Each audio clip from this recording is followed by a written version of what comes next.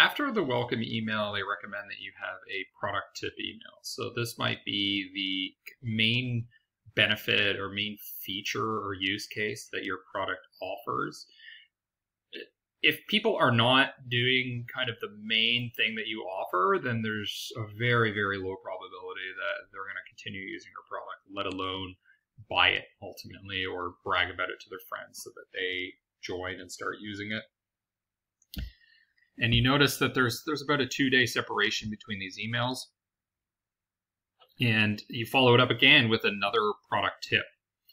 The idea here is that when people sign up for an email, there's some sort of trigger event that got them to do it. So this is when they're engaged. This is when they're attentive. So you notice that the cadence of the emails is actually pretty quick. Typically with nurturing, you might send an email every 6 days, maybe every 2 weeks. Here, we're sending emails like every 2 days. Sometimes there's a 3-day separation. Sometimes just a 1-day separation. And that's because of the timeliness of them signing up. This is when you can get them. And we also know from nurturing research from Salesforce that people, they research products in sprints. They're not doing it linearly spaced out over time. There's a period when they're doing research, and they're doing tons of research.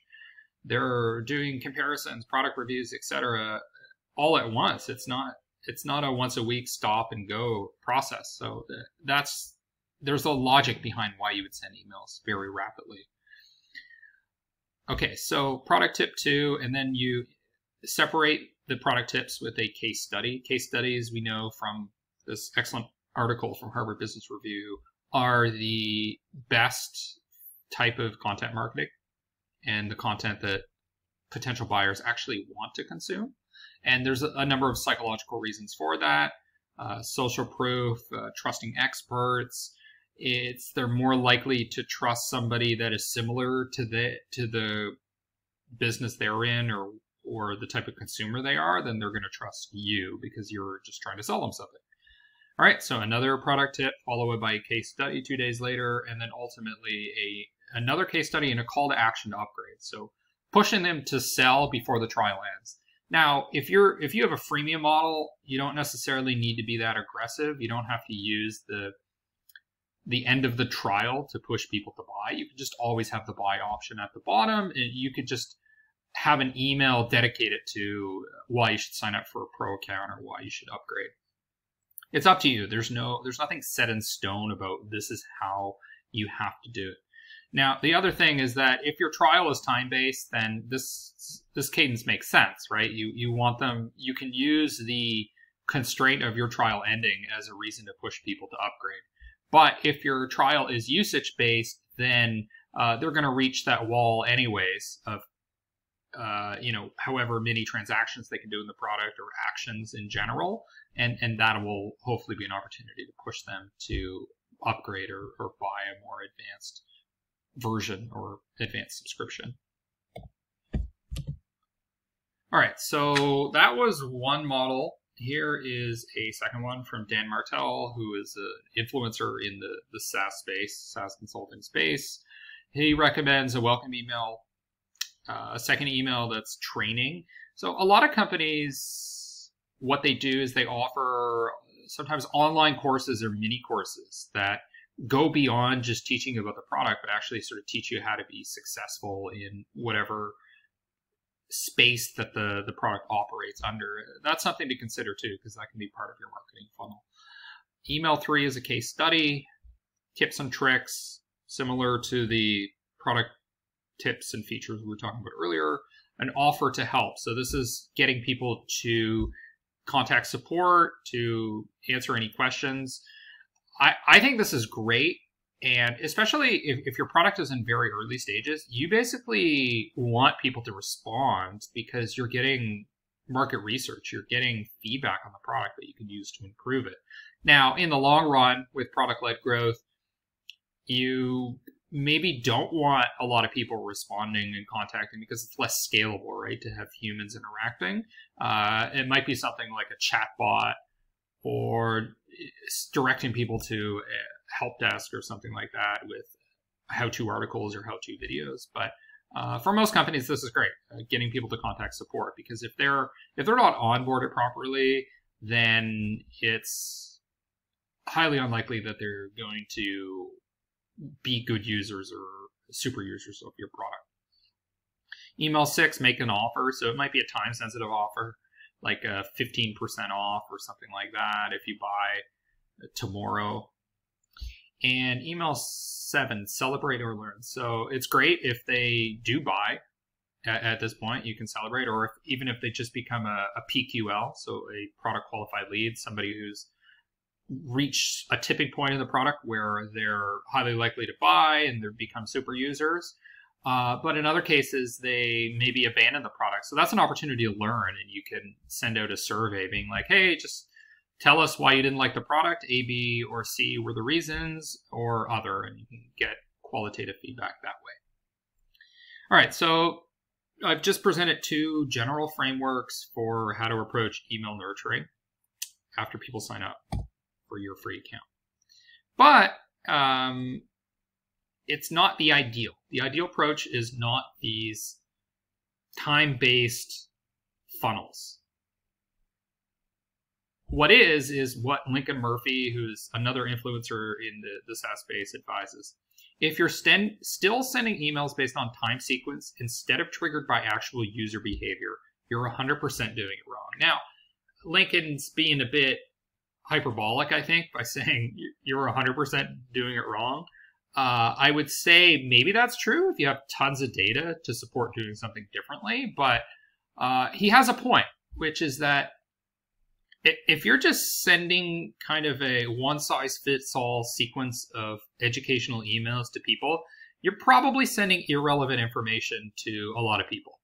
But if you can see the behavior that they're taking in the product, or the behavior they're taking in the emails, and you can see, okay, what features they're interested in, what use cases they're responding to in the emails, then you can serve them emails based on that. So you're giving a truly personalized experience. Okay, so nurturing people after they signed up, the ideal approach to take with it is based on triggers that are driven by user behavior or driven by predictive analytics. So you either see what they're actually doing, or because you have tons of data, the behaviors that you are able to observe, you're able to predict what they'll probably do next. So, for example, in data analytics, we have next product to buy predictions. If you saw that they bought sock A, then based on predictive analytics, you know that they're probably going to buy shirt B, something like that. So you can send it an email that pushes them to buy shirt B. But for most companies, in the smaller revenue space, they just don't have enough data to make those predictions accurately, and they just end up guessing, which is not a good approach. Okay, so some specific examples of this. If someone engages in a specific feature in your app, you send them an email and an in-app message that deepen their understanding of that feature. If someone has signed up but hasn't installed your software, so a lot of the products that you're selling may have to be installed, you send them emails educating them on how to install the app. So you need to look at the buyer journey with your product and figure out where the drop-off point is. And if you can see that they didn't install your software, or they didn't sign up, or they didn't validate something, or they didn't set up an integration, then that should be the trigger to send a specific email about whatever that barrier is. You need to identify the barriers and fix them. And one way to do that is trigger-based emails. All right, another example. If your analytics suggests that a user's in-app behavior is predictive of abandonment, okay, so maybe they're not using the product a lot, or maybe they haven't set up enough integrations, or they're not getting any sales. So this would be behavior predictive of abandonment. You interject with a phone call from a customer success manager. So that should be a trigger in your customer relationship management system, perhaps to get the CSM to actually call this prospect to fix the problem. Or it could just be an automated personalized email from the CSM that says, hey, do you need any help? Please just respond. Okay, so a company that I noticed did this, and I'm not saying they did it flawlessly, but they did it better than most companies, is Brand24. So Brand24, I logged into their software. I did a search, and the search that I was interested in their product was for dictation software. And then they provided a bunch of examples of where dictation software shows up on the internet. The emails that I got from Brand24 after that were not just generic stuff about their product or about the category that they operate in or about the kind of business I'm in. They were very, very specific. The emails that they were sending were related to the exact query I had searched, dictation software. And you may have seen this before when you search for a job. Okay, you search for a job for marketing manager on, I don't know, maybe Glassdoor or Indeed or something, or LinkedIn. What are the emails that you're getting? They're about marketing manager positions. They're personalized to what you were searching. It's not, oh, here's a bunch of jobs in the US, or here's a bunch of jobs you might be interested in. It's, here's a bunch of jobs that are directly tied to the behavior that you took in our job search. That is the gold standard for nurturing.